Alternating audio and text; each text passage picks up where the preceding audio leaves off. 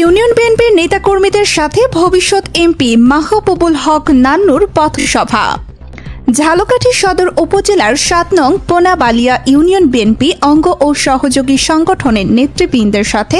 ৯ August মত বিনিময় করেন কেন্দ্রীয় বিএনপির সহ সাংগঠনিক সম্পাদক,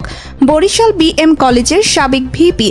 বাংলাদেশ রেড ক্রিসেন্ট ঝালকাঠি ইউনিটের সাধারণ সম্পাদক, মোহামেডান স্পোর্টিং ক্লাব ঝালকাঠির আহ্বায়ক মাহবুবুল হক নান্নু, শহীদ জিয়ার আদর্শ, খালেদা জিয়ার পরিকল্পনা ও বিএনপির ভারপ্রাপ্ত চেয়ারম্যান তারেক রহমানের নির্দেশনা অনুযায়ী দলকে ঐক্যবদ্ধ ও শক্তিশালী করার জন্য সকলকে দিক নির্দেশনা দিয়েছেন এবং নেতাকর্মীদের সাথে নিয়ে নদী পাড়ি দিয়ে কিস্তা কাঠি গ্রামের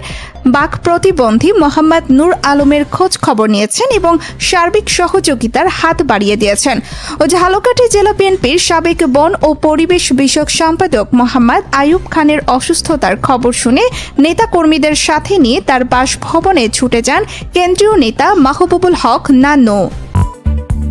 দৈনিক যায় যায় বেলা, সত্যের সন্ধানে সারাক্ষণ।